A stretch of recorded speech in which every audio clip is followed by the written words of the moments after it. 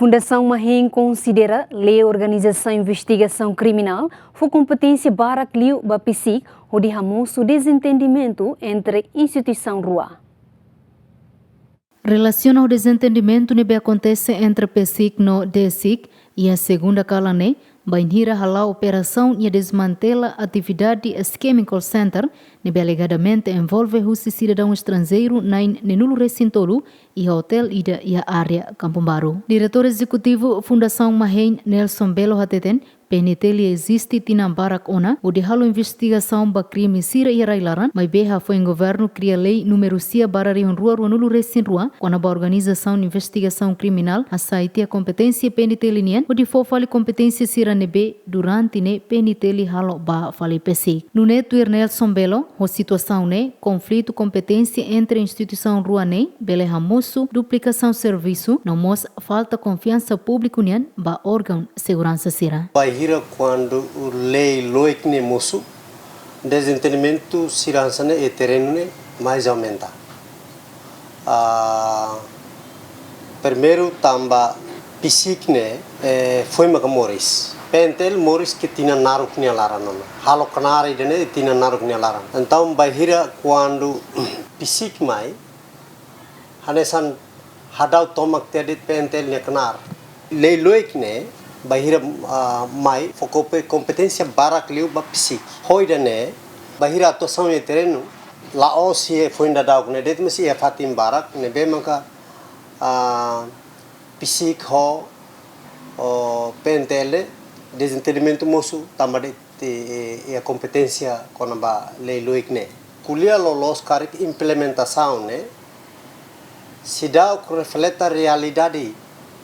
Instituisaun sira nebe make iha. Instituisaun inda nebe make tinam barak nelaran halau kenar, ba halau investigasaun ba assunto sira nebe make iha ligasaun kona ba crime bobot sira ne, polícia halau inclui hanesan competência kenar Interpol, mas be bahira leine mai Lene hasaite competência usi PNTL. Então, o dezentedementu ne continua na fatin moço. Diretor executivo Nemos Husa tu clarifica los mecanismo serviço coordenação ba instituição ruane no solução nebe claro se ajuda a dia sistema segurança no justiça e Timor-Leste tamba coordenação entre órgãos segurança importante tebes para estabilidade nação união. Agora ita forma te ita hala criativa na PCIC.